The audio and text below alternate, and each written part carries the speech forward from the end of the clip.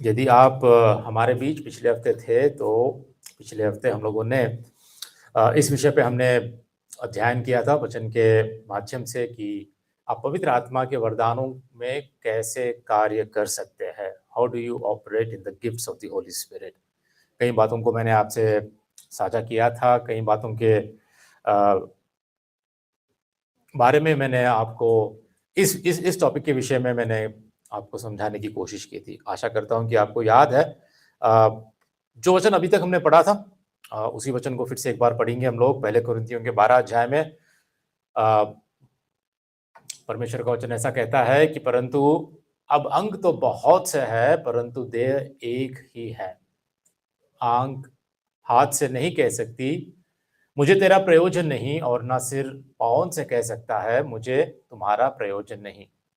परंतु देह के वे अंग जो औरों से निर्बल देख पड़ते हैं बहुत ही आवश्यक है। और देह के जिन अंगों को हम कम आदरणीय समझते हैं उन्हीं को हम अधिक आदर देते हैं, और हमारे शोभाहीन अंग और भी बहुत शोभायमान हो जाते हैं।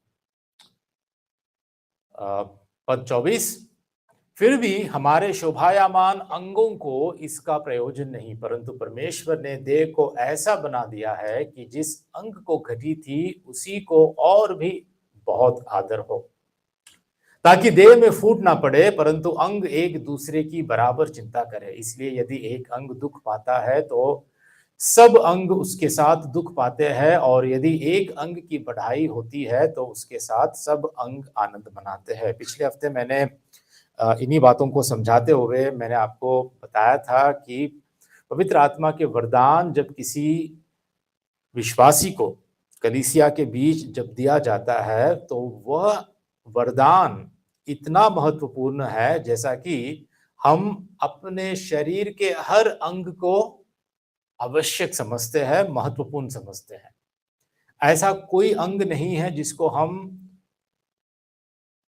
तिरस्कार करते हैं या छोटा जानते हैं या आवश्यक नहीं है, जरूरी नहीं है, ऐसा हम नहीं सोचते हैं।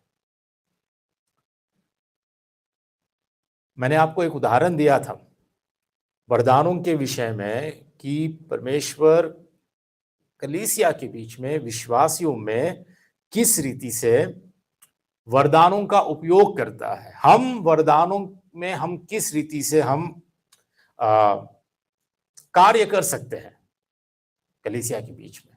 मैंने एक उदाहरण आपको दिया था, जो एक लड़का क्रिकेट में जो इंटरेस्टेड था, बहुत ही रुचि रखता था, लेकिन उसके पिताजी को भरोसा नहीं था उसके ऊपर, और जिस जिस रीति से वो टीम में उसकी सिलेक्शन हुई और जिस काम के लिए उसका सिलेक्शन हुआ, जिस पोजीशन के लिए उसका सिलेक्शन हुआ, कैसे हुआ, ये सब कुछ मैंने आपको पिछली बार बताया था।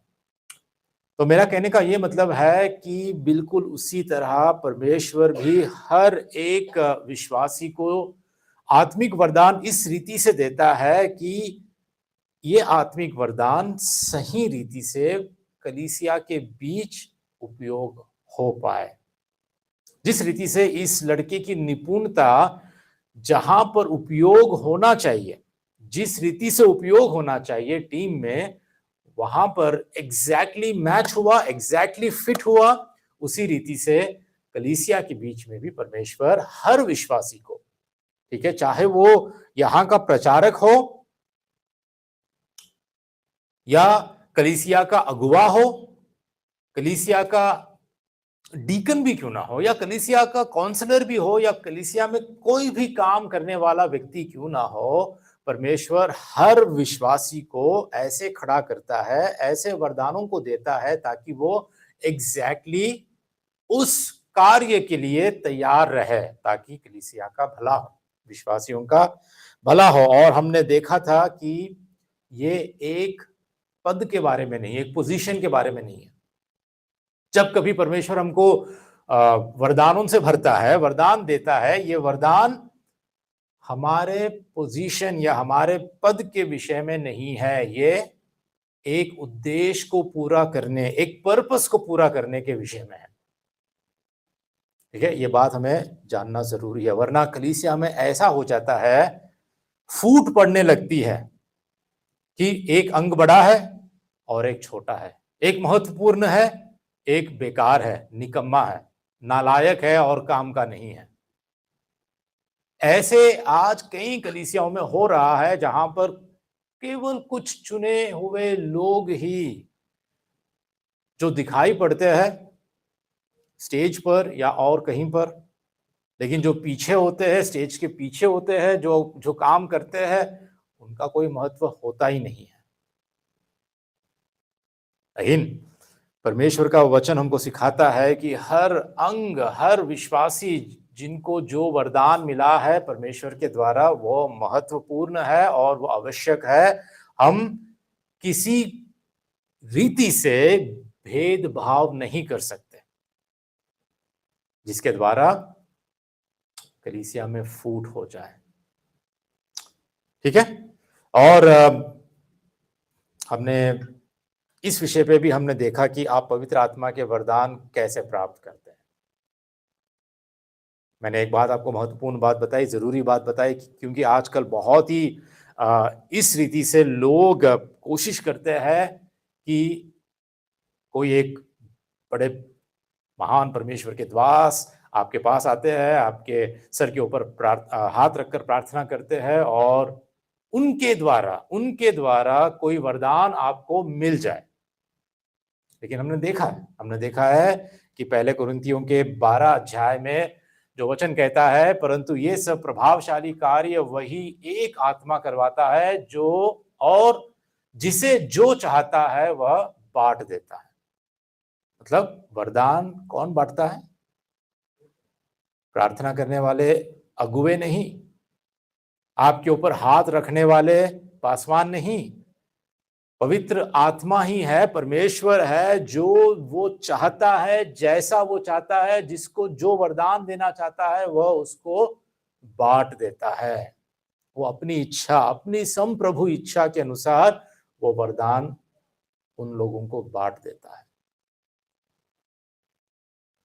और एक प्रश्न को हमने देखा था कि हम कैसे जाने कि हमारे पास क्या वरदान है। बहुत ही महत्वपूर्ण प्रश्न था ये, क्योंकि आज कलीसिया में कई लोग इसकी लापरवाही करते हैं, अनदेखा करते हैं इस विषय में, और खुद को जो परमेश्वर ने उनको जब बचाया था, जब उनका उद्धार किया था, जब उनको पवित्र आत्मा दिया गया था, तो उनके अंदर अब क्या वरदान है, ये वरदान को कैसे पहचाने कि मेरे अंदर क्या वरदान परमेश्वर ने मुझे दिया है, किस रीति से मैं कलीसिया में योगदान दे सकता हूं, कलीसिया में मैं हाथ बढ़ा सकता हूं, कलीसिया के विश्वासियों को मैं दृढ़ कर सकता हूं, कलीसिया के लिए मैं क्या कर सकता हूं, या परमेश्वर के राज्य के लिए मैं क्या कर सकता हूं। इन बातों को जानने में कई लोग अनजान होते हैं, उनको पता भी नहीं चलता। तो मैंने 6 बातें ऐसी बताई थी आपको कि हमको कैसे पता चलता है कि हमारे अंदर क्या वरदान है, परमेश्वर ने, पवित्र आत्मा ने हमको क्या वरदान दिया था। मैं उन सारे बातों को अभी मैं बताने वाला नहीं हूं। हमारे चैनल पर वीडियो ऑलरेडी अपलोडेड है, आप देख सकते हैं। ठीक है। और फिर आखिरी में मैंने ये भी बताया था कि वरदानों का उपयोग करने हमें क्या करना चाहिए। एक विश्वासी को सक्रिय रूप से, एक्टिवली उसको वरदानों का उपयोग करने क्या करना चाहिए। मैंने 3 महत्वपूर्ण बातें बताई थी। सबसे पहला है व्यक्तिगत समर्पण।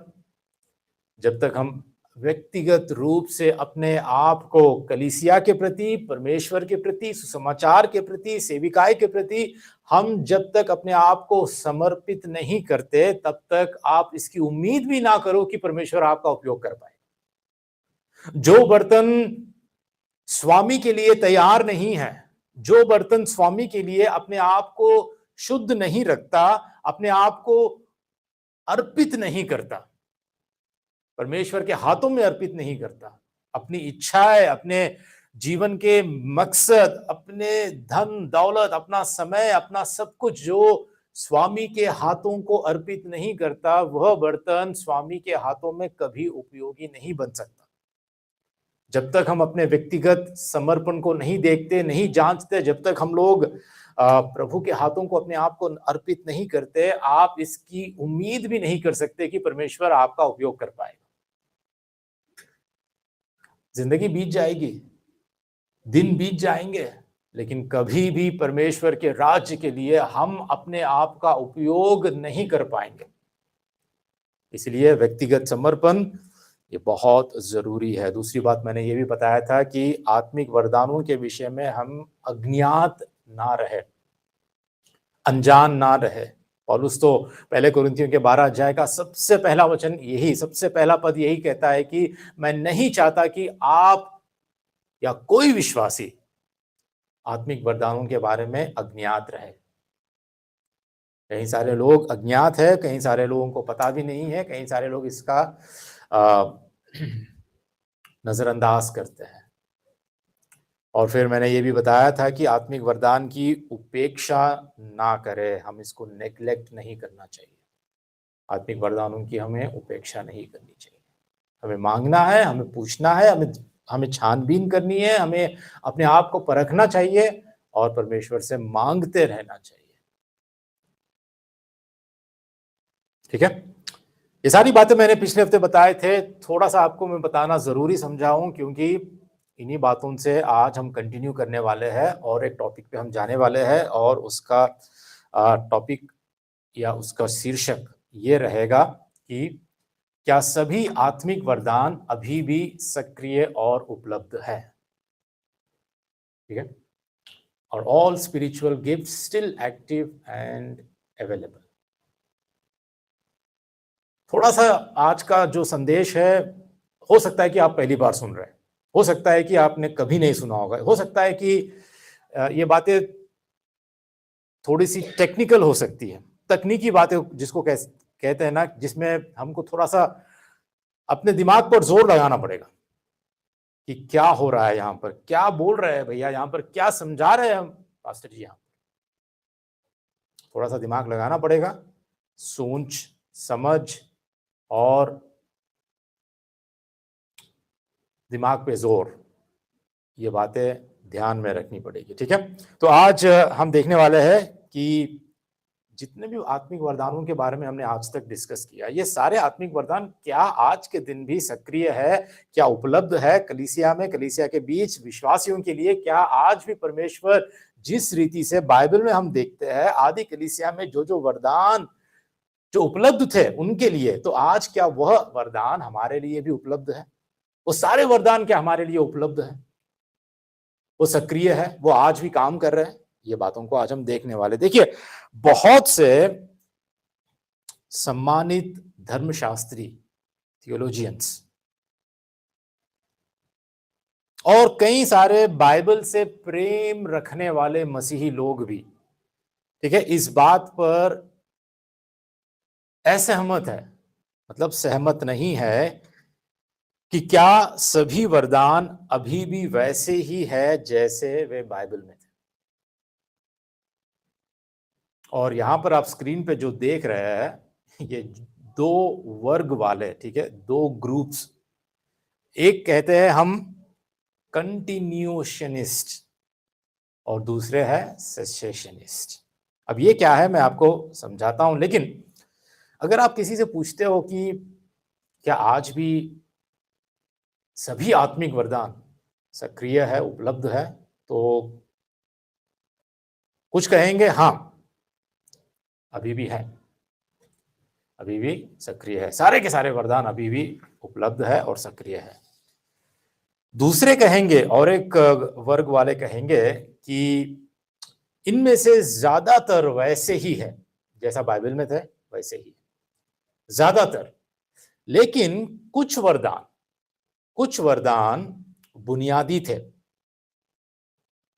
कुछ वरदान बुनियादी थे लेकिन स्थायी नहीं थे, मतलब परमानेंट नहीं थे। उस वक्त के लिए परमेश्वर ने कुछ वरदानों का उपयोग किया, कुछ वरदानों को दिया है और वह परमानेंट नहीं थे, वो कुछ समय के लिए ही थे, वे बुनियादी बातों के लिए थे। और ये लोग कहते हैं कि पवित्र आत्मा ने संप्रभुता पूर्वक अपनी संप्रभु इच्छा के जैसे ये वरदान प्रेरितों को दो बातों को प्रमाणित करने के लिए दी। ठीक है, जो कहते हैं कि थोड़े ही वरदान है जो आज उपलब्ध है, कुछ वरदान जो स्थायी थे, मतलब स्थायी नहीं थे, मतलब जो परमानेंट नहीं थे। इस वर्ग के लोगों का कहने का ये मतलब होता है कि पवित्र आत्मा संप्रभुता पूर्वक ये वरदान प्रेरितों को दो बातों को प्रमाणित करने के लिए दिए थे। पता है वो दो बातें क्या है? सबसे पहली बात यह है कि मसीह के साथ रहने वाले लोगों के रूप में प्रमाणित करने के लिए। ठीक है, इन वरदानों को प्रेरितों को इसलिए दिया गया था कि ये साबित करने कि यह लोग मसीह के साथ थे, मसीह के साथ रहने वाले लोगों के रूप में प्रमाणित करने के लिए इनको ये वरदाने दिए गए थे। दूसरी बात उनको जो प्रकाश मिला वह सीधे मसीह से मिलने को प्रमाणित करने के लिए। मतलब प्रेरितों को जो प्रकाश परमेश्वर के द्वारा दिया गया, जो प्रकाश उनको मिला, चाहे वो पवित्र शास्त्र को लिखने के लिए, चाहे खुद मसीह के गुणों के बारे में, परमेश्वर के गुणों के बारे में, सुसमाचार के बारे में, कलीसिया के बारे में, जो भी प्रकाश उनको मिला, ठीक है, जो भी उन्होंने पवित्र शास्त्र में लिख दिया, वह प्रकाश सीधे सीधे मसीह से मिलने को प्रमाणित करने के लिए इन वरदानों का परमेश्वर ने उपयोग किया, यह साबित करने के लिए कि यह ही सच्चे प्रेरित थे, यह ही सच्चे भविष्यद्वक्ता थे। इन सारी बातों को कि यह ही मसीह के साथ जो थे, मसीह को जो देखा, मसीह के साथ उठा बैठा जिया और फिर मसीह को भी पुनरुत्थित होते हुए देखा, यही प्रेरित थे। और इसको प्रमाणित करने के लिए परमेश्वर ने इनको ऐसे ऐसे वरदान दिए उस वक्त के लिए जो आज जरूरत नहीं है या आज उपलब्ध नहीं है। कुछ वरदान है, सारे नहीं। ठीक है, तो मकसद क्या है? ताकि कलीसिया इनके नींव पर बनाई जाए। इसलिए इफिसियों की पत्री में, ठीक है, दूसरे अध्याय का 20 में ऐसा परमेश्वर का वचन हम देख पाते हैं कि प्रेरितों और भविष्यद्वक्ताओं की नींव पर कलीसिया का निर्माण हुआ है। ठीक है, कलीसिया का निर्माण एक बार ही हुआ है, एक बार ही नींव डाली जाती है। नींव बार बार डालते हैं क्या? जब इस बिल्डिंग को जब लोग इसको खड़ा किया, जब इसका निर्माण हुआ, तो नींव एक ही बार डाली जाती है, बार बार नहीं डाली जाती है। तो प्रेरितों और भविष्यद्वक्ताओं के द्वारा परमेश्वर के कलीसिया की नींव डाली गई और उस नींव पर ही आज हम टिके हुए हैं। तो पहले वर्ग वाले जो है, जिनका मानना है कि हाँ, आज भी सारे वरदान जैसे बाइबल में थे, जैसे प्रेरितों को दिया गया था, मतलब सारे अलौकिक वरदान जो भी थे वो आज भी उपलब्ध है, उनको हम कहते हैं कंटिन्यूशनिस्ट। ठीक है, जिसको हिंदी में कहते हैं निरंतरतावादी। ठीक है, निरंतरतावादी। और जो दूसरे वर्ग के जो है, जो अभी तक मैंने कहा कि कुछ वरदान बुनियादी थे, वो स्थायी नहीं थे, वो परमानेंट नहीं थे, परमेश्वर ने केवल प्रेरितों को कुछ प्रमाणित करने के लिए ही, साबित करने के लिए ही दिया था। तो वैसे वर्ग वाले जो है उनको हम कहते हैं सेसेशनिस्ट, जिसको हम हिंदी में कहते हैं समाप्तिवादी। मतलब इनका कहने का मतलब होता है कि कुछ वरदान समाप्त हो चुके हैं जो आज उपलब्ध नहीं है। ठीक है, दो वर्ग के लोग हैं, लेकिन इन दो वर्गों के बीच में और कई ऐसे लोग उठ खड़े हुए हैं कलीसिया के इतिहास में। आदि कलीसिया से लेकर आज तक कलीसिया के इतिहास में ऐसे कई लोग उठ खड़े हुए हैं जिनमें हम बहुत सारे चरम सीमा को भी हम देख पाते हैं, दो तरफ, दो एक्सट्रीम्स को भी हम देख पाते हैं। और इसीलिए आपको समझाने के लिए मैं कुछ बातें आपके आगे रखना चाहता हूं, कुछ दृष्टिकोण को आपके आगे रखना चाहता हूं, खासकर पवित्र आत्मा के वरदानों के विषय में, जिनको हमें समझने की जरूरत है। कुल मिला के मैं आपके आगे 5 दृष्टिकोण को रखना चाहता हूं, 5 व्यूज, कि आज बड़े बड़े बाइबल के धर्मशास्त्री, बाइबल के पंडित, उनके बीच में किस रीति से बाइबल के वचनों के आधार पर, ठीक है, हम बाइबल से बाहर नहीं बात कर रहे हैं, बाइबल के वचनों का ही जिस रीति से वो व्याख्या करते हैं और उसको किस रीति से इंटरप्रिटेशन उसका होता है, उसके आधार पर उन्होंने कैसे अपनी दृष्टिकोण को आगे रखा। 5 दृष्टिकोण को मैं आपके आगे रखना चाहता हूं और ये जरूरी है। थोड़े से इंग्लिश पदों को मैं आपके आगे रख सकता हूं, इसीलिए आप थोड़ा सा ध्यान दीजिए, क्योंकि इसको हिंदी में बताना बहुत ही मुश्किल है।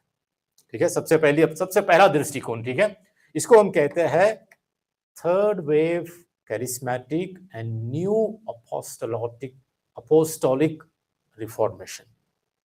ठीक है, third wave charismatic and new apostolic reformation. इन लोगों का क्या कहना है, मतलब इन लोगों का क्या विश्वास है? सबसे पहले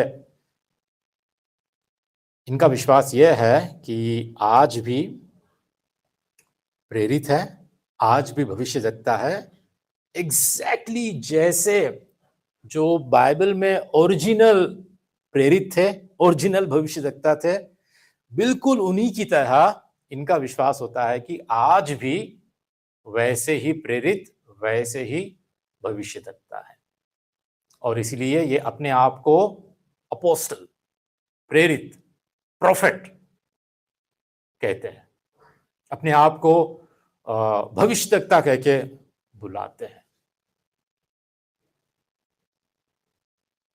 ठीक है, इनका ये भी मानना है कि ये चिन्ह चमत्कार कर सकते हैं, कुछ भी कर सकते हैं। इनका मानना ये भी है कि ये मृतकों में से जो मुर्दे हैं, उन मुर्दों को भी ये जिला सकते हैं। ठीक है, और इनका मानना ये है कि आपके जीवन में, मेरे जीवन में, या किसी के भी जीवन में ये समृद्धि को ला सकते हैं, घोषणा कर सकते हैं, कमांड कर सकते हैं, पैसे को, धन को, दौलत को, कुछ भी इन आपके जीवन में ये घोषित कर सकते हैं ताकि आप उसको पालो। और इनका ये भी मानना होता है कि किसी भी विश्वासी के ऊपर हाथ रखकर ये वरदानों को उनको पहुंचा सकते हैं या वरदानों को उनको दे सकते हैं। ठीक है, समझ में आ रही बात आपको? हाँ, तो इस पहले दृष्टिकोण को मैं आपके आगे रख रहा हूं। और ये दृष्टिकोण, ठीक है, ये ऐसा मूवमेंट, एक ऐसा इतिहास में, पता है किसके द्वारा ये शुरुआत हुई थी इसकी? एक जाने माने, बहुत ही पॉपुलर, बहुत ही मशहूर परमेश्वर के दास या भक्त कहो, जिनका नाम था विलियम ब्रेनहम। ठीक है, विलियम ब्रेनहम, ठीक है, ये इनके द्वारा ये दृष्टिकोण आया है। और पता है इनके जो अनुयायी थे, इनके जो फॉलोअर्स थे, उनका इन पर इतना भरोसा था कि इनके मरने के बाद इनके शरीर को इन्होंने दफनाया नहीं, कितने महीनों तक दफनाया नहीं, ये सोचते हुए कि ये मुर्दों में से जी उठेंगे, ये फिर से मुर्दों में से जी उठेंगे। कई महीनों तक इनकी डेड बॉडी को दफनाया नहीं, लेकिन ऐसा हुआ नहीं और आखिरकार में इनको दफनाना पड़ा। इनके द्वारा ऐसा एक पंथ शुरू हो गया। यह पहला दृष्टिकोण। ठीक है, दूसरा दृष्टिकोण, ठीक है, जिसको हम कहते हैं ट्रेडिशनल पेंटिकोस्टल। ठीक है। पेंटिकोस्टल में भी कई सारे हैं, लेकिन जो बेसिक, जो पहले से शुरुआत हुई थी वो था ट्रेडिशनल पेंटिकोस्टल। अब ये लोग क्या विश्वास करते हैं आत्मिक वरदानों के विषय में? ये लोग क्या विश्वास करते हैं? ये लोग कहते हैं कि आज भी सभी वरदान पूरी तरह सक्रिय है, काम कर रहे हैं, कार्य कर रहे हैं, सभी वरदान। ठीक है। और इनका विश्वास होता है कि पवित्र आत्मा के बपतिस्मा के विषय में विशेषकर इनका कहना होता है कि पवित्र आत्मा का जो बपतिस्मा है उसके दो अनुभव होते हैं, दोहरा अनुभव होता है, टू एक्सपीरियंसेस। पहला, पवित्र आत्मा का बपतिस्मा जब आपको मिलता है तब क्या होता है? आप नया जन्म पाकर कलीसिया से जुड़ जाते हो। और फिर इनका कहना होता है कि इतना काफी नहीं है, ये एक बार का पवित्र आत्मा का बपतिस्मा नहीं, अब आपको दूसरी बार पवित्र आत्मा का बपतिस्मा चाहिए। और दूसरी बार पवित्र आत्मा का बपतिस्मा वरदानों को पाना, और इसका सबूत अन्य भाषा में बात करने से ही आपको दिखाई पड़ता है। इनका कहने का मतलब यह है कि जब तक आप अन्य भाषा में बात नहीं करते तब तक आप पवित्र आत्मा को नहीं पाते हो। अन्य भाषा में बात करना यही सबसे बड़ा प्रमाण है कि आपने पवित्र आत्मा को पाया है। तो इनके लिए पहला बपतिस्मा और दूसरा बपतिस्मा पवित्र आत्मा का ये होता है। लेकिन कुछ अच्छी भी बातें, मैं कह रहा हूं ना, पेंटिकोस्टल, ट्रेडिशनल पेंटिकोस्टल्स में कुछ अच्छी भी बातें हैं, कुछ अच्छे ऐसे विश्वासी भी है जो अधिकतर ज्यादा से ज्यादा सुसमाचार के प्रचार पर बहुत फोकस करते हैं, सुसमाचार के प्रचार को बहुत आगे बढ़ाते हैं। कुछ ऐसे भी अच्छे विश्वासियों को मैंने देखा है जो पेंटिकोस्टल सर्विसेज में जो बहुत ही एक्सट्रीम, मतलब इतने अधिकतर, ज्यादातर जो लोग अजीब अजीब काम करते हैं उसका इनकार करते हैं, उनका इनकार करते हैं। ठीक है। तो इसीलिए हर कोई पेंटिकोस्टल, मैं कह रहा हूं हर कोई पेंटिकोस्टल व्यक्ति, विश्वासी जो इस रीति से विश्वास करता है, हम उसको रिजेक्ट नहीं करना है, हर किसी को नहीं करना है। ठीक है। इनमें भी कुछ ऐसे विश्वासी है जो सुसमाचार, जो समृद्धि का सुसमाचार, जो प्रॉस्पेरिटी गॉस्पेल है, उसको स्वीकार नहीं करते हैं। ऐसे ऐसे दासों को, परमेश्वर के दासों को मैंने देखा है जो सच में अपना जीवन अर्पित करके पूरी रीति से परमेश्वर के लिए जीते हैं। लेकिन कहीं ना कहीं इनका सिद्धांत, पवित्र आत्मा का इनका जो सिद्धांत है, उसमें गलतियां हो सकती है। ठीक है। तीसरे दृष्टिकोण को आगे रखना चाहता हूं। ठीक है। तीसरा दृष्टिकोण जिसको हम कहते हैं ओपन बट कॉशियस। ठीक है। Open but cautious continuationist and reformed charismatic. अब ये सारी बातें आपको सुन के लग रहा है कि भैया आज क्या बात कर रहे हैं आप, इतनी बड़े बड़े बातें हम तो कभी सुना ही नहीं, ये क्या है? लेकिन आपको जानना आज के दिन जरूरी है, क्योंकि ये बहुत हर जगह प्रचलित हो रहा है और हमको जानना जरूरी है कि वचन क्या कहता है, वचन के अनुसार क्या सही है और क्या गलत है। ठीक है। तो ये दृष्टिकोण के हिसाब से इनका क्या विश्वास होता है? ओपन बट कॉशियस मतलब खुले लेकिन सतर्क, खुले लेकिन सतर्क, निरंतरतावादी और सुधारवादी कैरिस्मेटिक। ठीक है। इनका मानना यह होता है कि ये सारे अलौकिक वरदानों के लिए खुले होते हैं। ठीक है।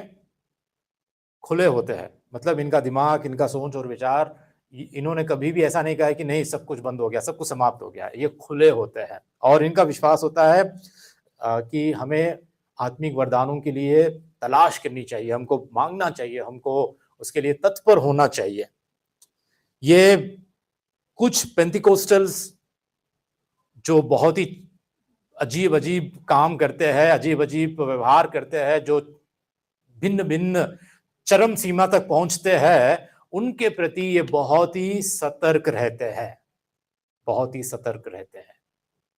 इसलिए कह रहा हूं यहां पर खुले हैं लेकिन सतर्क है, खुले हैं लेकिन सतर्क है। इनके जो उद्धार का सिद्धांत है ये ज्यादातर सुधारवादी है, ठीक है, रिफॉर्म्ड रहेंगे ये उद्धार के विषय में, ये बिल्कुल परमेश्वर की संप्रभुता के विषय में और कई सारे सिद्धांतों में उद्धार के विषय में ये बिल्कुल सुधारवादी ही होते हैं। इनमें कुछ उदाहरण आपके आगे मैं रखना चाहता हूं। कुछ लोग जो जाने माने लोग हैं, बहुत ही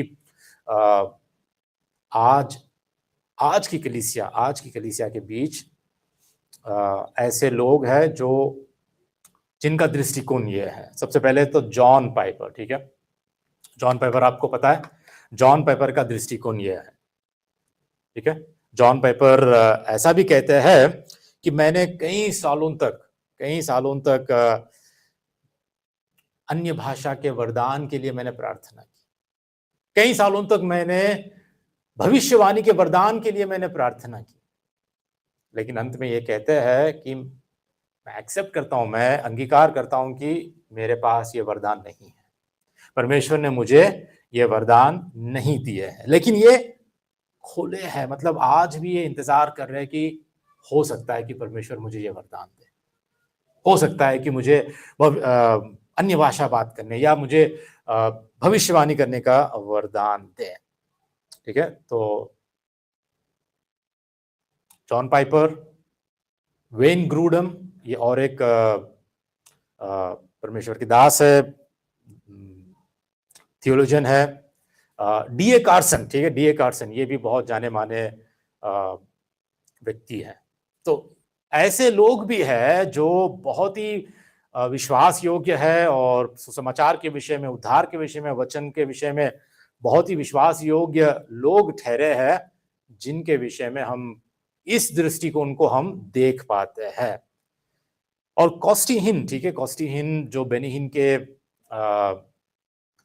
भांजे थे, है अभी भी, तो वो उनका कहना ऐसा है कि वो कहते हैं कि मेरा मानना है कि इस तरह का खुलापन, ठीक है, इस तरह का खुलापन भले ही अच्छा लगे, लेकिन मेरी राय में यह झूठी शिक्षा को बहुत ज्यादा स्वीकार करने और पर्याप्त रूप से स्पष्ट रेखाएं ना खींचने का दरवाजा खुला छोड़ देता है। मतलब अगर आपका दृष्टिकोण ऐसा है तो आप कुछ दरवाजे खुले छोड़ देते हैं, जिसके कारण झूठी शिक्षाएं उन दरवाजों के कारण कलीसिया के भीतर आ सकती है। तो इनका मानना यह है कि ऐसी शिक्षा आ सकती है जिसके कारण कलीसिया में फूट हो सकती है, अगर हम इस दृष्टिकोण में अगर हम रहे, ठीक है। उसके बाद जो चौथा दृष्टिकोण है उसको हम कहते हैं क्लासिक एंड न्यूएंस्ड सेसेशनिस्ट, ठीक है, मतलब ये क्लासिक और सूक्ष्म समाप्तिवादी, ठीक है। अब इनका क्या मानना है, इनका क्या मानना है, ध्यान से सुनिए, ठीक है। इनका मानना यह है कि परमेश्वर अभी भी चंगा करता है, परमेश्वर अभी भी चिन्ह चमत्कार करता है, परमेश्वर अगर चाहे तो वो जितना भी बड़ा चमत्कार कर सकता है, ठीक है। लेकिन इनका कहने का मतलब यह होता है कि चंगा करने, चमत्कार करने, भाषाओं में बात करने, भाषाओं की व्याख्या करने, भविष्यवाणी करने और प्रेरित होने के वरदान पवित्र आत्मा द्वारा विशेष रूप से प्रेरितों के संदेश को प्रमाणित करने और कलीसिया के लिए एक मजबूत नींव स्थापित करने के लिए दिए गए थे, ठीक है। कुछ ऐसे वरदान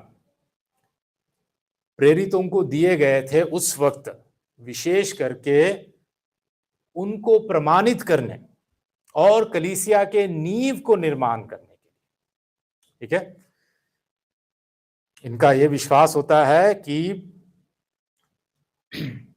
जो वरदान पवित्र आत्मा के द्वारा नए नियम में प्रेरितों को और अगुओं को दिए गए थे, वह वरदान एग्जैक्टली वैसे ही वही वरदान आज के दिन सक्रिय नहीं है।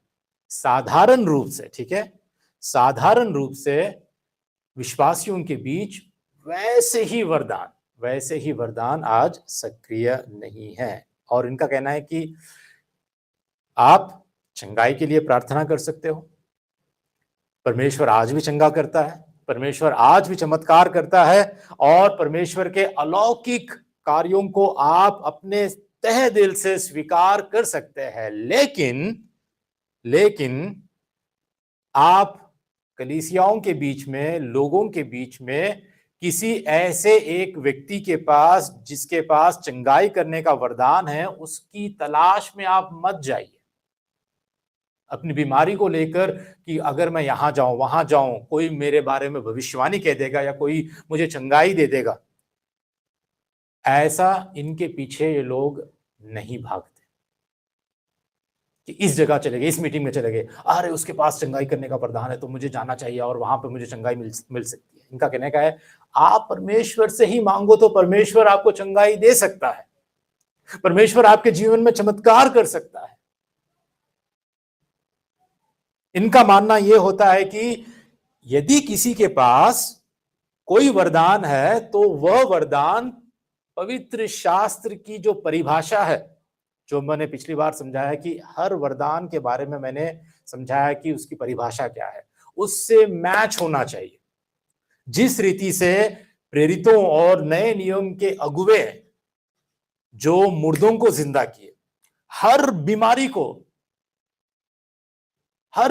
उन्होंने चंगाई की, अंधों को आंखें दी, लंगड़ों को चलवा दिया, जो कभी नहीं देखे, जो बचपन से अंधे थे, ऐसे लोगों को भी चंगाई दी। ऐसे चमत्कार, ऐसा नहीं कि सर्दी हो गई, जुकाम हो गया, बुखार आ गया, सर में दर्द हो रहा है, पेट में दर्द हो रहा है तो यीशु के नाम से मैंने प्रार्थना की, चंगाई हो गई। नहीं, जैसे जैसे अद्भुत चिन्ह, अलौकिक चमत्कार जो प्रेरितों ने किया था, वैसे ही उसकी परिभाषा में ही पवित्र शास्त्र के अधिकार के आधार पर यदि कोई आज ऐसा चंगाई, ऐसे चमत्कार अगर कोई कर सकता है तो उसको ये लोग एक्सेप्ट करेंगे।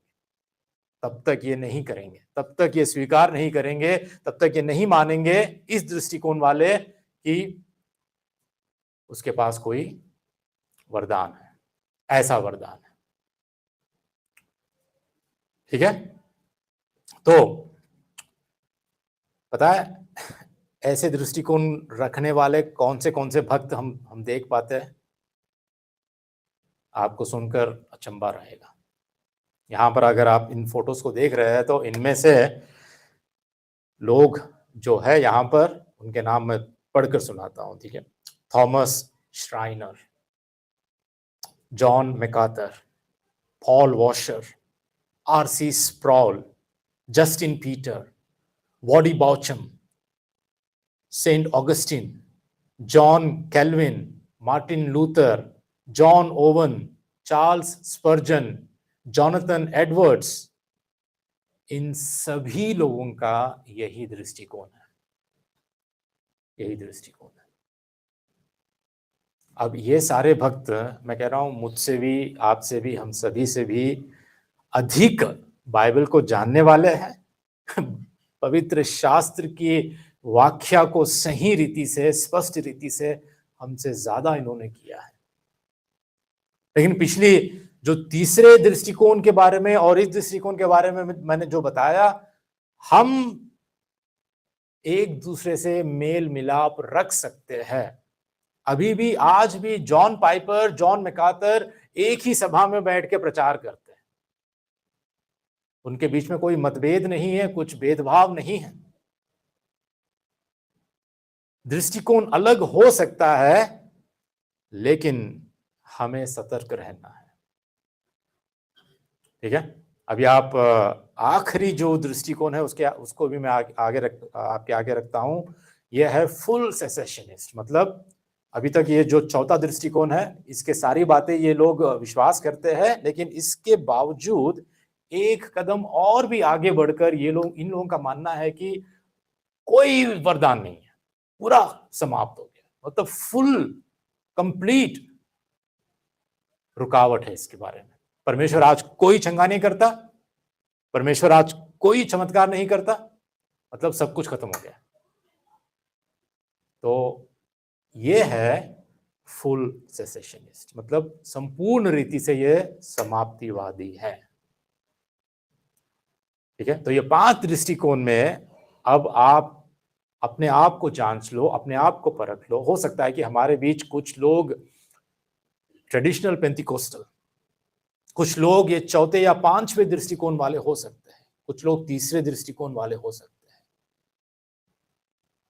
लेकिन हमें सावधान, सतर्क और परमेश्वर के वचन के अनुसार हमें सोचना है, समझना है, क्योंकि इसमें कई सारे लोग भिन्न भिन्न प्रकार की व्याख्या करते हैं और उसमें आज कलीसियाओं के बीच में बहुत सारा भ्रम है। अगर आप मुझसे पूछे कि भैया आप क्या विश्वास करते हो, आपका क्या विश्वास है, मैं कहूंगा कि मैं आज भी विश्वास करता हूं कि परमेश्वर चंगाई देता है, परमेश्वर आज भी चिन्ह चमत्कार करता है। हमें प्रार्थना करनी चाहिए, जो हम करते भी हैं, चंगाई के लिए हो, चमत्कार के लिए हो। परमेश्वर आज भी लोगों को वरदान देता है, लेकिन हमें इसकी जरूरत नहीं है। मैं कभी भी, मुझे कहां चंगाई मिलेगी, मुझे कौन मेरे बारे में भविष्यवाणी कहेगा, मैं तलाश में नहीं रहता हूं, मैं छानबीन नहीं करता हूं, मैं खोज नहीं करता हूं, मैं इनके पीछे मैं भागता भी नहीं।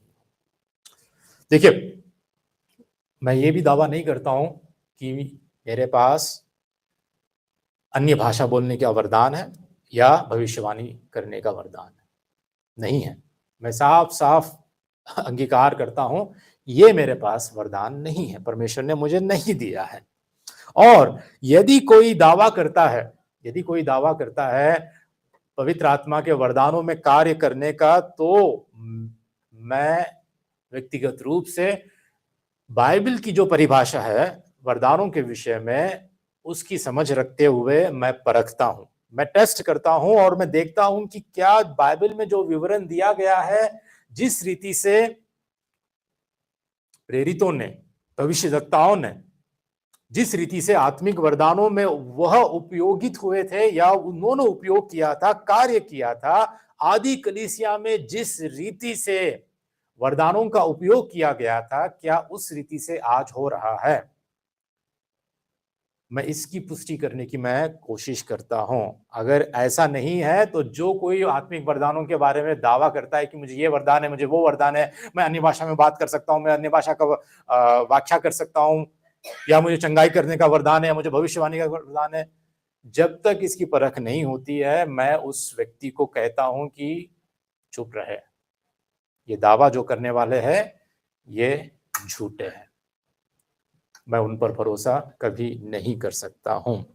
मेरा मानना है कि व्यक्तिगत अनुभव, आपका अनुभव, मेरा अनुभव या किसी का व्यक्तिगत अनुभव जो कुछ भी है, बाइबल के वचनों के, बाइबल के नियमों या बाइबल का वर्णन जो भी है, उसके आगे कुछ नहीं है, कुछ नहीं है। ठीक है, तो मेरा मानना है कि व्यक्तिगत अनुभवों पर छोटे मोटे विवादों से बचना और वरदानों की सभी परिभाषाओं और उपयोगों को बाइबल के विवरण और पवित्र शास्त्र के अधिकार के अनुसार तय करना सबसे अच्छा है। किसी के पास वरदान है, तो बाइबल के विवरण, बाइबल की परिभाषा, बाइबल के विवरण और बाइबल के अधिकार पर ही तय करना चाहिए कि क्या ये वरदान सच्चा है। हम सुरक्षित इसी में रह सकते हैं, हम इसी से हम बच सकते हैं। ठीक है, और ये हमारे लिए जरूरी है। तो आज सवाल हमारे आगे ये है कि हम क्या सच में परमेश्वर की कलीसिया की बढ़ोतरी के लिए, उसकी सेविकाई के लिए, उसके लोगों के विश्वास के लिए जो वरदान परमेश्वर ने हमको दिया है, क्या हम उसका उपयोग कर रहे हैं? हमारा दृष्टिकोण जैसा भी क्यों ना हो, क्या हमारे अंदर पवित्र आत्मा के द्वारा जो दिया गया वरदान हमको है, क्या हम उसको दबाकर उसका अनदेखा करके क्या हम उसको उपयोग कर रहे हैं या नहीं? आखिरी वचन एक एक बात मैं बताकर मैं समाप्त करना चाहता हूँ। पहले पतरस का 4 का 10 वचन हमको ऐसे सिखाता है कि जिसको जो वरदान मिला है वह उसे परमेश्वर के नाना प्रकार के अनुग्रह के भले भंडारियों के समान एक दूसरे की सेवा में लगाए। ठीक है, जो वरदान हमको मिला है परमेश्वर के अनुग्रह के भले भंडारियों के समान हम एक दूसरे की सेवा में लगाए। सोच के देखिए कि क्या हम ऐसा कर रहे हैं? क्या हम एक दूसरे की सेवा में, चाहे वो सुसमाचार की सेवा हो, चाहे वो कलीसिया की सेवा हो, चाहे वो वचन की सेवा हो, चाहे वो किसी भी रीति से एक दूसरे की सेवा में क्या वरदान जो हमको मिला है, क्या हम उसका उपयोग कर रहे हैं? क्या उस सेवा में हम लगा रहे हैं? ठीक है, तो ये सारी बातें हमारे लिए सोचना समझना बहुत ज़रूरी है। परमेश्वर हमको आशीष दे, हमें सतर्क रखे और हमें परखने की क्षमता दे, ताकि हम लोग सही दृष्टिकोण को रखें और सही रीति से वरदानों के विषय में हम समझें। ठीक है, परमेश्वर